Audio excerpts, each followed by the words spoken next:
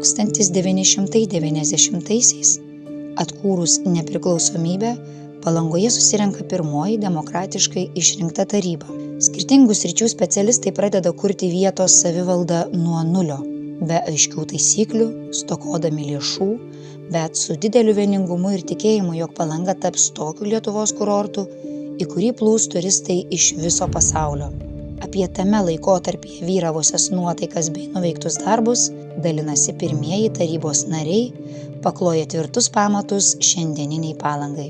Žmogaus galbūt gyvenimas praėjo 35 metai, tai gal ir ilgas laiko tarpas, miesto gyvenime tai nėra labai didelis tarpas.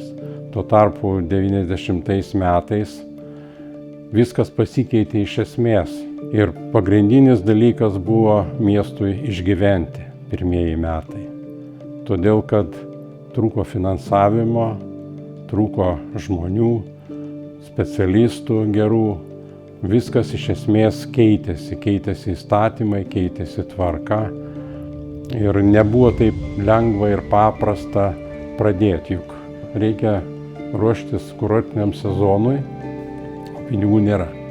Jeigu iki 90 metų, sakykime, tai sovietiniais laikais pinigų būdavo daug, bet medžiagų nebūdavo, ne? Tai po 90 metų ir pinigų nebuvo. Teko pirmą kartą nuvažiuoti į finansų ministeriją pas ministrą tuometinį Sikorskį ir prašyti, sakykime, lėšų, pagalbos lėšų, kad duotų anksčiau į biudžetą biskį injekcijos. Tai tas toks nuvažiavimas buvo įsimintinas, pasikalbėjom su finansų ministru, aptarėm padėtis. Na, pirmiausiai toks prisistatymas buvo, pasižiūrėjęs, sako, tai ką, naujas fiureris iš Palangos atvažiavai. Žiauriai buvo sudėtingas laikotarpis, kurį prisiminti yra labai linksma, labai gera, labai smagu susitikti su kolegom po 35 metų. Bet apie tą laikotarpį ten linksma nebuvo. Bet dirbom mes, man ir tada atrodė, man ir dabar atrodo, kad mes dirbom labai kažkaip susitelkę ir yra tas dėsnis, kad kiekviena sekanti taryba, ji būna vis blogesnė. Tai turint omeny, kad mes buvom pirmoji, tai jūs suprantat, kur aš link nusukau klausimą, kad geresnių už mus nebebuvo. Buvo kažkoks idealizmo užtaisas, reikėjo daryti, darėm, klydom, nepataikėm. Jeigu kalbėti apie tuos prioritetus, tai iš to periodo geras prisiminims ir jūsgi šnekinot Rimą Mikalkėną. Tai iš to periodo prisiminims ir kaip mes tuo nuopolių laikotarpiu, žiauriai sudėtingų laikotarpiu, kaip mes sugebėjom ir susiprojektuoti ir pastatyti Palangos dabartiniai tiltą. Kadangi buvau aplinkosaugos komisijos pirmininkas, tai mano vienas iš tokių galbūt iniciatyvų mano buvo, tai yra sugrąžinti galimybę palangiškiams turėti kapines Palangoje. Sovietmečiu buvo tokia, kaip pasakius, labai įdomi kryptis centralizavimas, viską centralizuoti. Taip, kai kurie kaimai, rajonai praktiškai turėdavo po vienas kapines, o Palangos kapinės buvo šventoji. Įsivaizduokit, vėlinės, visi palangiški važiuoja į šventąją, vietos tai netiek daug. O čia buvo senosios kapinės, jos buvo uždarytos.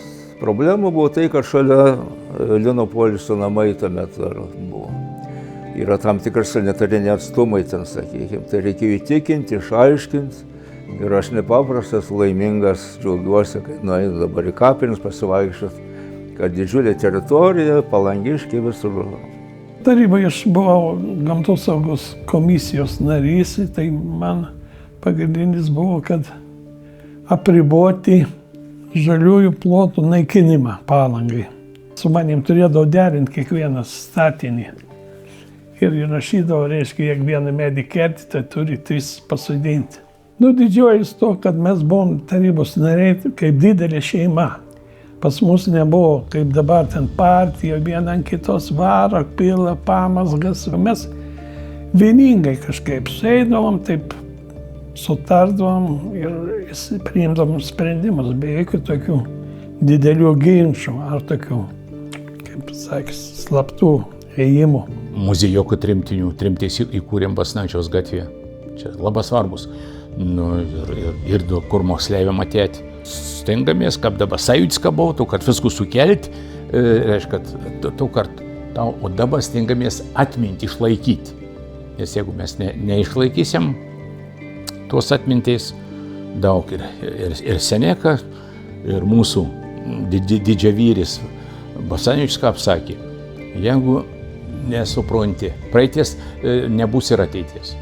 Mes buvom sudėliojai, svajojam, kaip turbūt, kad čia bus pas mūsų turistų ne tik iš buvusios plačiosios tėvynės, bet bus ir iš visos Europos, netgi pasaulio. Ir akurat jo čia su žinomas viešbučiu, ten darbuotojas visas, ir praėjo pirmieji atsirado pas mus svečia būti apištuliau, bent man teka su nas bendrauti, buvo klaipėdiškė senieji, tai Klaipėdas Memelenderė. Viena pirmųjų grupių teko kaip tik vesti ekskursijai.